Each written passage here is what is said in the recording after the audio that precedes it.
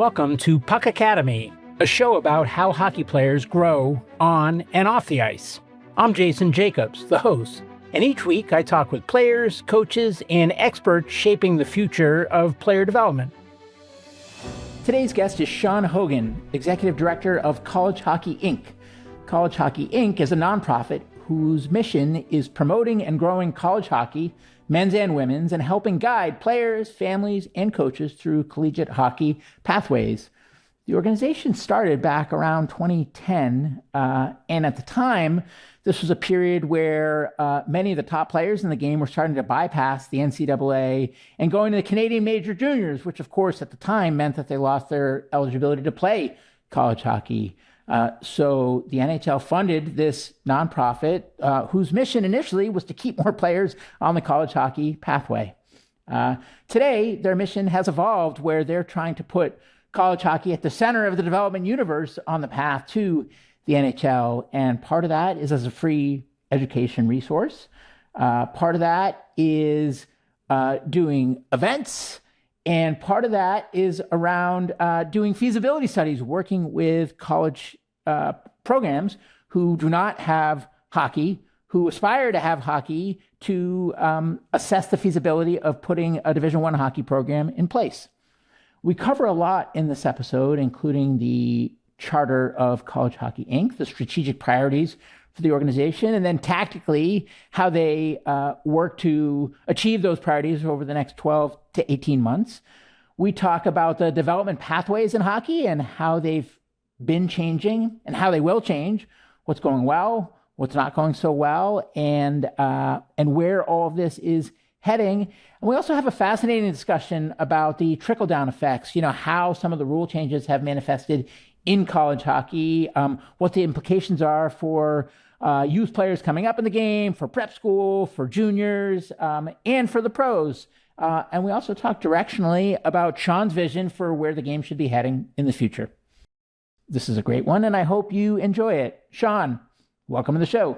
Thanks for having me on. Yeah, anytime I have a chance to talk about hockey, college hockey, youth hockey, any level of hockey, gets me excited, so appreciate the opportunity today. Well, I appreciate you making the time. And so as I'm kind of entering the sport as a learner and trying to get up to speed, I've just been trying to find well-placed people that are with interesting backgrounds to learn from. And that's kind of the point of the show. And I hadn't heard of College Hockey Inc. before, but gosh, it seems like a fascinating organization. And, as the head of it, you're in a pretty interesting spot, especially with a lot of the changes that are happening that are kind of rippling throughout the sport and certainly that have implications on college hockey. So, I'm grateful for you making the time, and I'm psyched to learn from you today.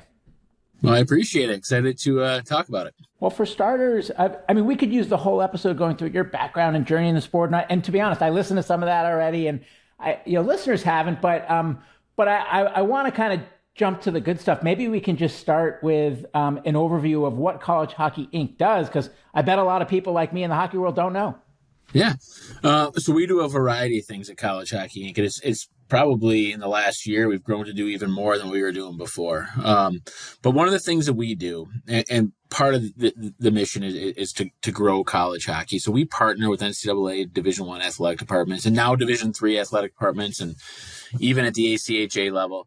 And we work with those athletic departments to try to create more hockey teams, more college hockey teams. And that outreach project is working. We've done 3 feasibility studies this year. So our partnership with the NHL allows us to partner with these NCAA institutions and offer a free feasibility study, a confidential feasibility study for any school interested in adding NCAA hockey to their athletic departments. So that's something I'm passionate about and something that we've been working on. So that's one of the things that we do. We also do a lot of research at College Hockey Inc. And what I mean by research is we're an education organization for families, and we're a free organization. There's never a cost for what we do. So if you have questions about the player path, where do players play on their road to NCAA NCAA hockey? What's the average age of a commitment for players from my area? And just a variety of different research like that. So when we give presentations and we meet with families, we can provide data backing up not just our opinions, but what it actually looks like to get to NCAA hockey. But really, at the end of the day, we're a free education organization out there to educate players, coaches, parents, agents, and advisors use our services every day about the benefits of playing college hockey on your road to hopefully the highest levels in the world. And we think with some of these new rule changes and this new legislation and just the way NCAA sports in general have changed, I think college hockey is now the top of the development pyramid, and we want to make sure the best players in the world play college hockey on their road to the NHL. How and why did the organization come to be? And when? Back in the late 2008, 2009, 2010 time, there was one mission for College Hockey Inc. back then. And the mission was to make sure that because back then players had a choice between major junior hockey and college hockey, and that's recently changed. So the mission back then was to make sure the American-born player was not signing to play major junior. And back during that time, that was the peak time that some of the best American players were skipping college hockey. The Patrick Kanes of the world, for example, right? Went and played in the OHL. So the mission back then, that was the sole mission of College Hockey Inc. was to do that one thing. And that's changed over time, obviously. And before the rule changed, back in November, at the peak, the number of Americans was near 160 Americans playing in the CHL. And just last year, before the rule change, we were just in the high 50s. So that mission was working. That part of the core mission of College Hockey Inc. and what we were doing was working. Then the rule changed. And now players don't have to make that choice at 15 years old, 16 years old, which is great for the player. The player can play junior hockey really wherever he wants in the world. But the next step on your road to the NHL is college hockey. And that's the charge that College Hockey Inc. is changing to make sure families, players, agents, coaches understand that you play junior hockey wherever you want. But before you get to the NHL, you're going to spend time at an NCAA Division I campus. So correct me if I'm wrong, but I believe that College Hockey Inc. is a nonprofit and that the primary funder is the NHL.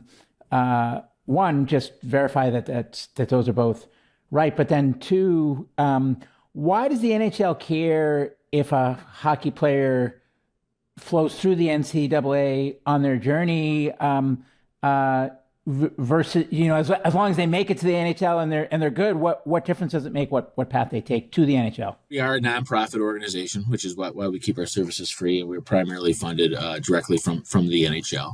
And I think from the NHL's perspective, growing college hockey is important because when you watch an NFL broadcast, you watch an NBA broadcast, the tie to universities all over the U.S. is enormous, right? So every time they mention a quarterback, you say, "Oh, he played at Alabama, he played at Auburn, or he played at Michigan State," wherever that is.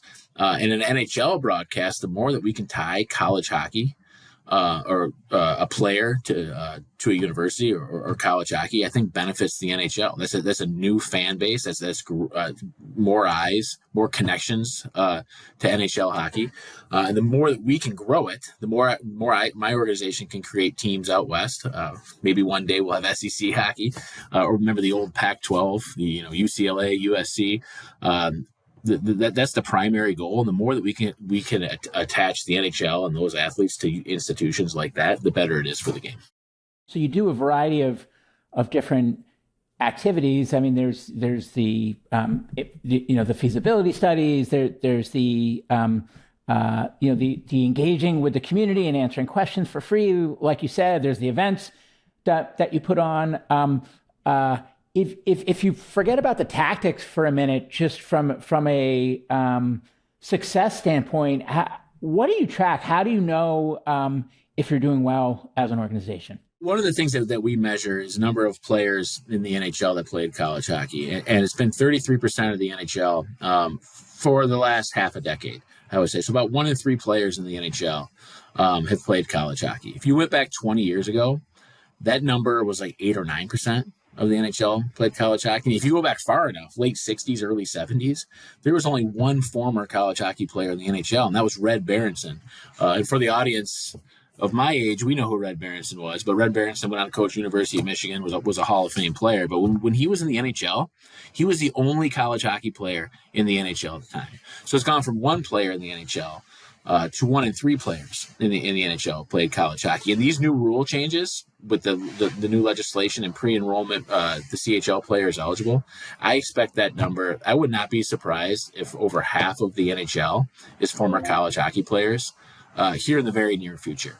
And again, I think that's great. In my opinion, I think that's great for the NHL. I think that's great for hockey.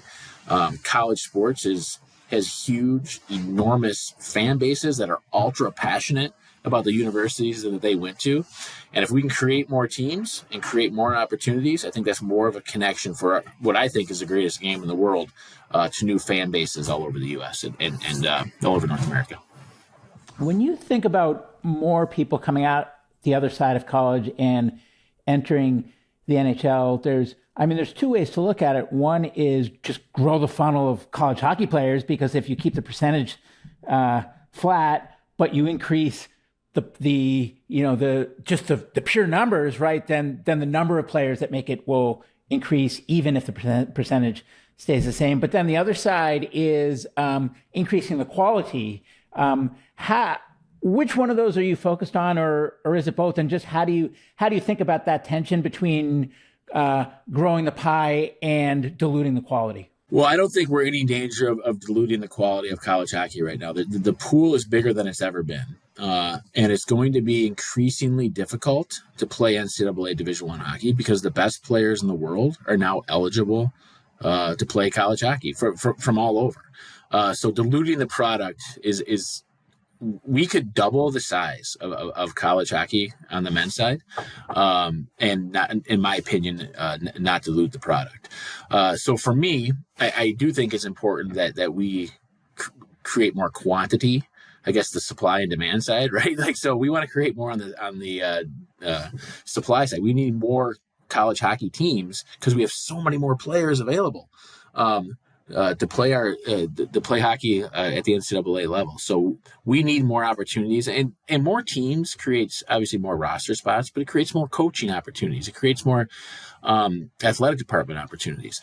There's a lot of things that go into when you add a college hockey team and creating opportunities, not just for the player, but for the coaches and athletic trainers, and just so much that goes involved with a college hockey team. There's opportunities for everyone. I came out of a public high school that barely had a program and kind of stumbled into Division III hockey. And I didn't end up playing 4 years, but the fact is I could have without being that great a player, right? And I look at the kids coming up now, and even the exceptional ones, it is incredibly unlike, in some cases it's like, will they even play in high school, let alone playing in college, and even if they're going to play in college, then juniors and billet family, and it's just unbelievable how hard the road seems. So I think as the families of youth players coming up, more opportunities to play in college would be great, not because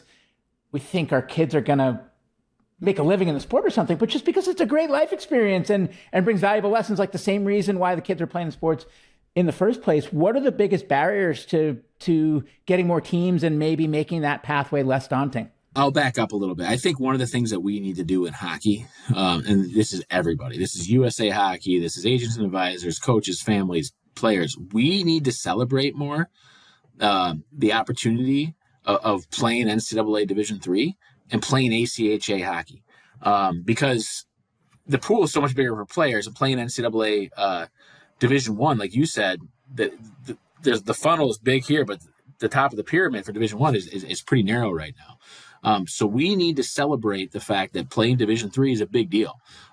Playing ACHA, some of these ACHA programs, I coached there for a long time. There's 2,000-3,000 people in the stands. There's season ticket holders. They treat the program as NCAA Division I team, and we need to celebrate that and make sure that when players reach those levels, that's a big deal. Because if your only goal is to play NCAA Division I, that's a very difficult goal, and you're not going to be happy playing Division III or ACHA. So we need to do a better job, everybody, of celebrating the players. at those levels. So some barriers to growing NCAA Division I hockey is, as we know, you and I have talked about this before.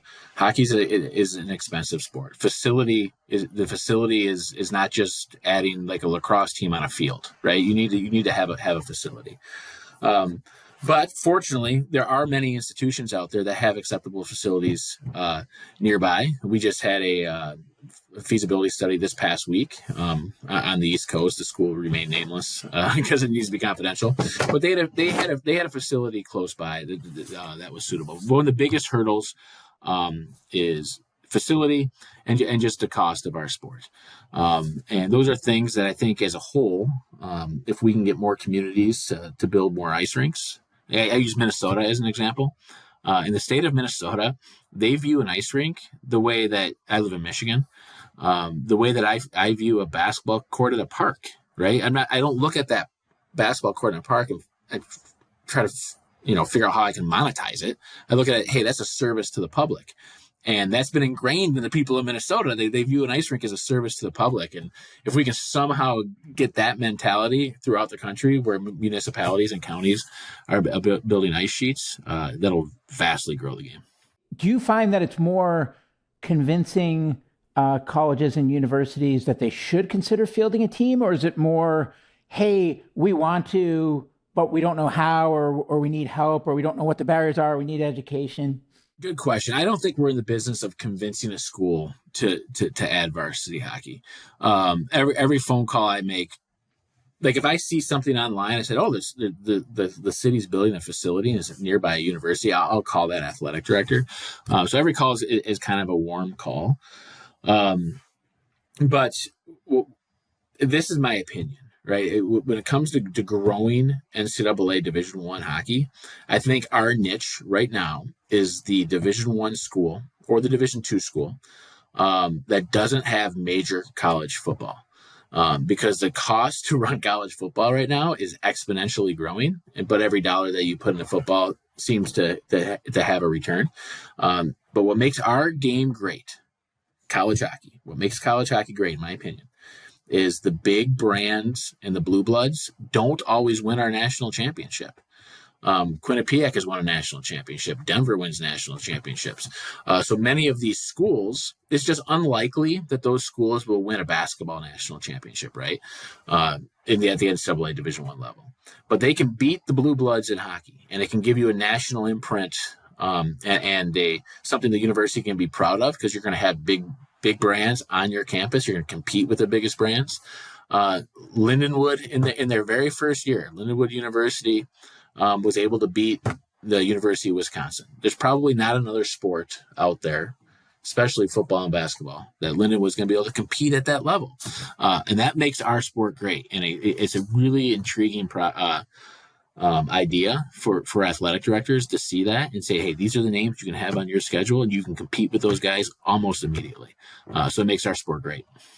So, you mentioned the cost and you mentioned the rink access, and it sounds like those are some big ones when evaluating whether to build a team. What are the other key criteria in a feasibility study that you look at, like the highest leverage areas to solve for or remove barriers to? Number one is always the facility. Like I said, you just need a entirely separate facility. It's not something that like every university has a gym or a field where they can add teams that play in those.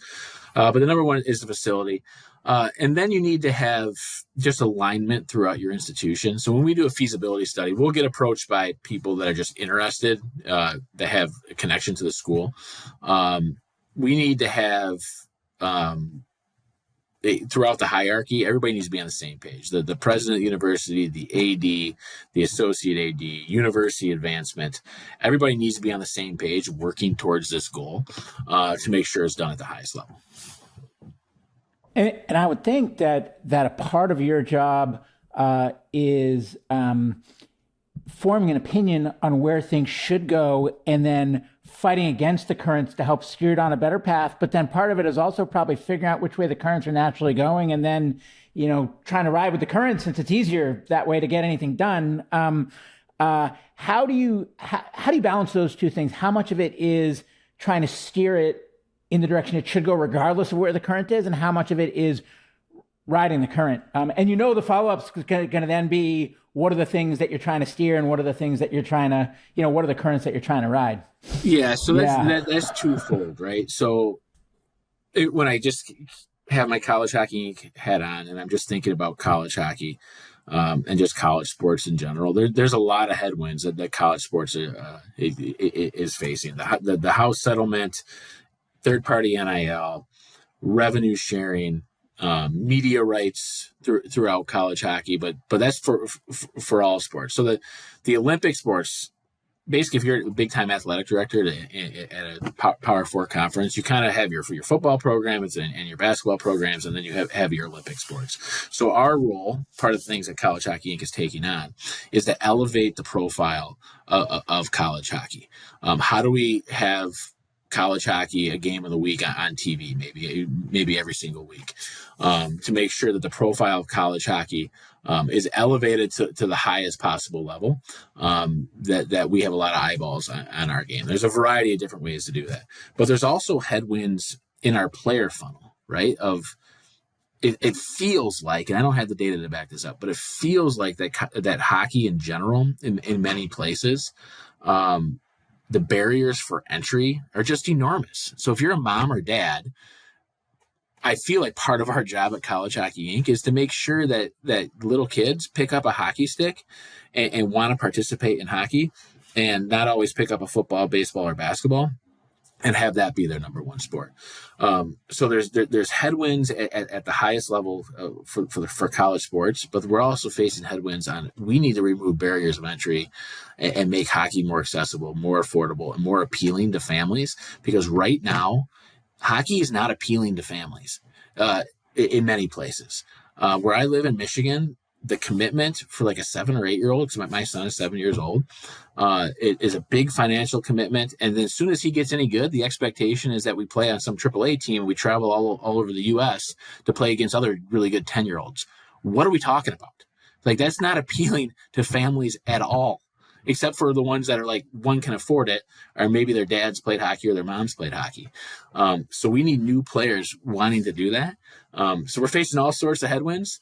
I don't have all the answers, but we certainly are working on it. And then what are some trends that where it's like, oh, I see this is where things are going, and this feels like, an opportunity for us to capitalize on, if any?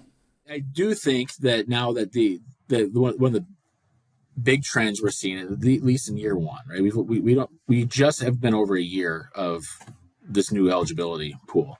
The new trend certainly does feel that college hockey is starting to position itself as top of the development pyramid, and you're going to see even more NHLers that played college hockey, and that is great for our game. We want the best players in the world playing college hockey on the road to the NHL, and I think when we look back on this in 3 years or 5 years, like I said, I would not be surprised if over 50% of the NHL was college hockey players at that point. So that's a positive trend for sure. Things that I worry about are just where college hockey is going to stand in an athletic department at a Power Four institution with all this money that's now has to go to paying athletes that will mostly be football players and mostly be basketball players. We want to make sure the profile of college hockey is still at the very top of those athletic departments. When you think about the source of players from a geography standpoint, is there any charter there? Like, is it is it growing the American players, or is it more geography and country agnostic? The trend, and even before the new eligibility change, there was more Europeans than ever before playing college hockey. The number used to be like 20 or 30 every year, and it was up to 120 or 130 our most recent one. So that means players from outside North America. The best players from Europe, the best players from other parts of the world are now seeing college hockey as the top of the pyramid on their road to the NHL. They aspire to play college hockey. Just in year one here, with the new eligibility, there was an uptick in Canadians, but we'll see if that holds true. We don't know if that's going to hold true or not.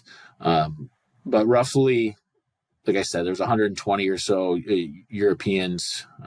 About a third of college hockey, around 30% of college hockey has traditionally been Canadian.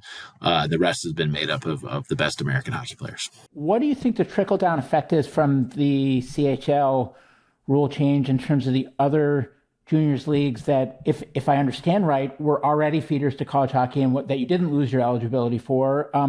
And then same question about the trickle-down into prep hockey, for example, or AAA hockey, or even youth hockey overall. Yeah, well, we'll start the trickle down of college hockey, right? So now that there's more players available, that means all levels of college hockey are going to get better. So the top of at the Division I level, the best players available are going to be playing Division I hockey, and that's going to naturally make Division III better. It's naturally going to make ACHA hockey better. So that's what, when I talk about we need to celebrate these different levels of college hockey, we need to do that at College Hockey Inc. We need to do that. USA Hockey needs to celebrate the ACHA. The junior leagues need to celebrate their Division III commitments and their ACHA commitments. So players, it'll take a few years, but then players will aspire to those levels, and we can have a very healthy game because there's all these different opportunities at the college level outside of Division I. Then the trickle-down effect will be the same in all the leagues. The USHL is working extremely hard and doing a very good job of producing NCAA Division I players. Now, but you have a whole another 3 competing leagues now that are now producing Division I players. So the North American League and these other junior leagues are going to need to celebrate their Division III players and still work to produce NCAA Division I players. And the trickle down will be the same all the way down to prep school, to midget hockey, to minor hockey, all the way down. We've talked about the rule change with the CHL. I mean, the other 2 things that I hear about consistently are NIL and the portal.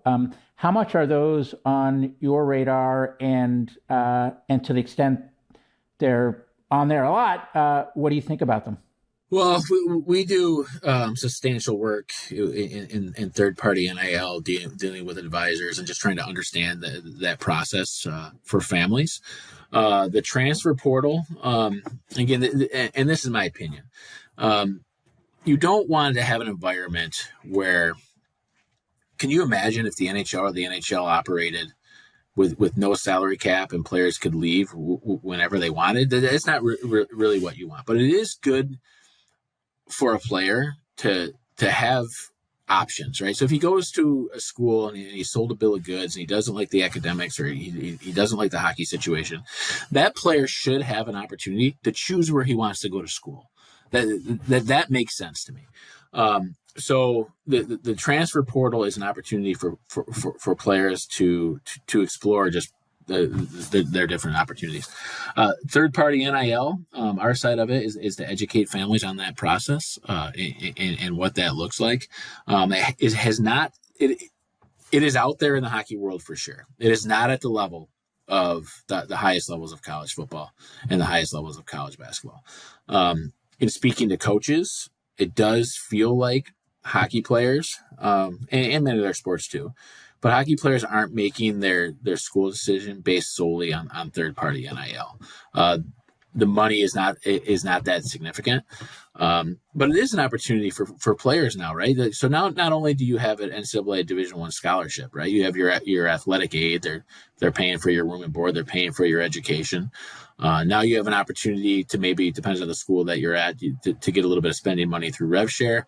And this is true because before the NIL rule, players weren't even allowed to host their own hockey camp, right? So a Division III player wanted to go home in the summer, host a hockey camp. They weren't allowed to do that. They are now allowed to do that, and that's what third-party NIL and name, image, and likeness is best used for, is opportunities for these players to capitalize on their college hockey experience. Is there a world where these things, where the NIL and where boosters and collectives, for example, can kind of intersect with trying to grow the game and establish more programs? Like, is there any world where the dollars from one side can somehow fund the other that's ethical and transparent? Honestly, that's how college hockey at the highest level, Arizona State and Penn State, for example, that those programs were funded by third-party donations.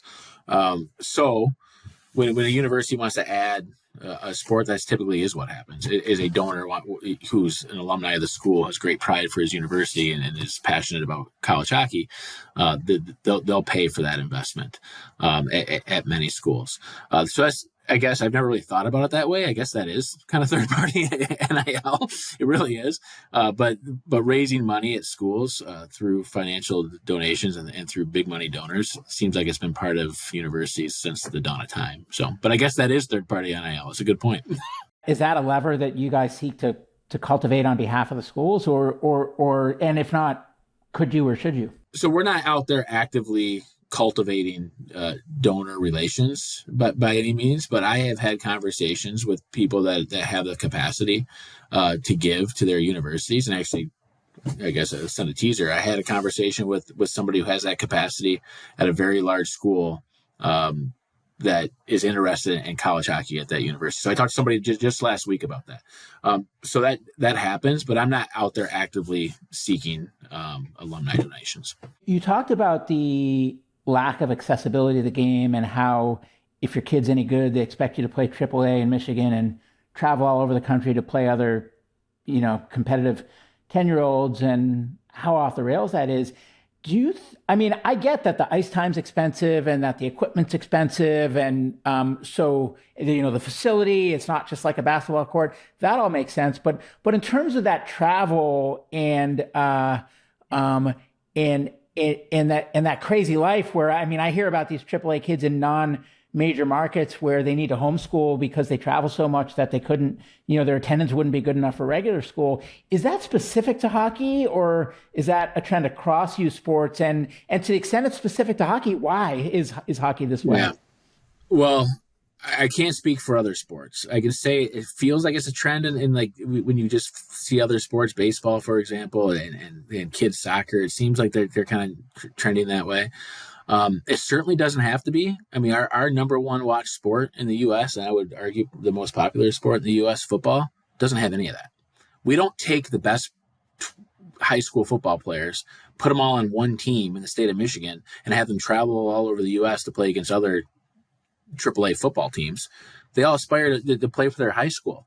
And you would have to show me data, because I've never seen this before. I would have to see data that the best 13-year-olds have to play against the best other 13-year-olds to achieve athletic success. I always use Joe Burrow as an example because I coached at Ohio University for a long time in Athens, Ohio. And when I was there, Joe Burrow was the local high school quarterback. And Athens, Ohio, for anybody that doesn't know, is extremely rural. There probably wasn't another Division I athlete around Joe Burrow for 90 miles. And he's arguably the best quarterback in the NFL. And so you'd have to show me data. And people say, well, hockey's different or basketball's different. Well, maybe. But they don't do that. Again, I keep going back to Minnesota. I'm not from Minnesota. They don't do that in Minnesota. The kids, the high school kids play for their high school.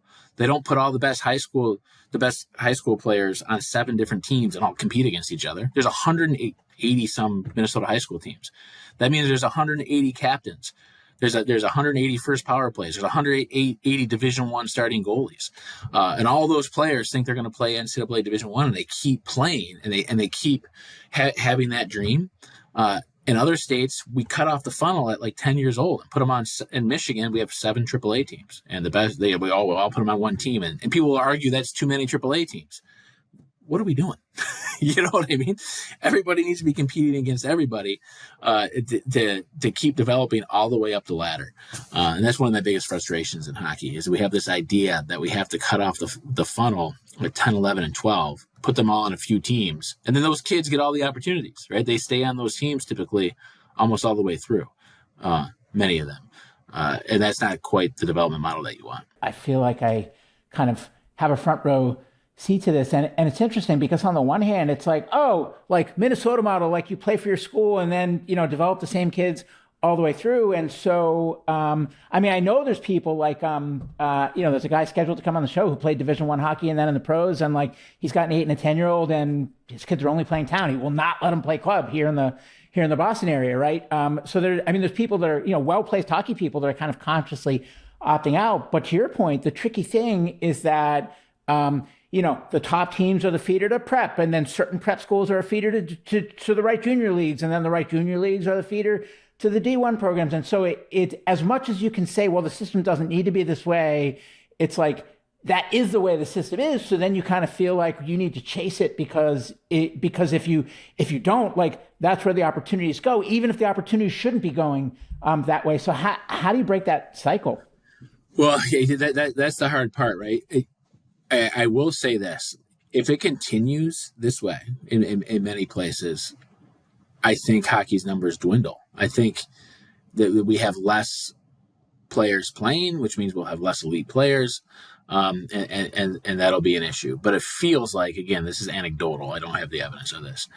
But it feels like, and you just gave an anecdotal story, and I have several in Michigan as well, that the pendulum is kind of swinging back. People are understanding that, wait, this is a little nuts. High school hockey in Michigan has probably seen its largest growth here in the last 5 or 10 years. There's some really, really high-end players now playing high school hockey and choosing to play high school hockey. Part of it is not the commitment. The kids want to play, right? They want to play hard. They want to play against good players, but they're seeing that you can develop in the high school hockey model. You can practice all week, work out all week. It's kind of the college model, right? You play your games, one or two games a week instead of 5 games every weekend, and it takes up your entire personal life, and your entire personality becomes you are a hockey player. So I think you're starting to see the pendulum swing a little bit, which I think is good for the game. I think it's good for families. And then the guys that do play high school or school-based sports, you develop a deep connection to your school. You go to school with your teammates. I think all that's really good as a development as a person. So I think the pendulum is swinging a little bit, which I think is good for hockey. I've been seeing some of those in the last few weeks in Minnesota specifically. It's hard to imagine them happening here in the Boston area. It's like, so-and-so is leaving, Dexter and returning to Waltham High, right? Yeah. It's a big, well, I think it might get there. It might, and it might not be leaving prep school to do it, because I think prep school is still a good development model. I think you get an outstanding education. It's very similar to a college structure, but I could see the private hockey type model starting to change a little bit. Yeah, I mean, I've seen. There's like a rise in academies, for example. And I mean, I get the value prop. Like, one of the value props is, play more hockey and get surrounded by better expertise and stuff. But like, another one that might be more compelling to parents is stop driving an hour this way and then 90 minutes that way and then 45 minutes this way. And then, and that's just on a Wednesday, right? Like, have it all central in one place as part of your day, such that it's a lot more efficient for the kid. They get more sleep. They have more time for homework. They still get the same amount of development. And then you can actually be employable. Could be.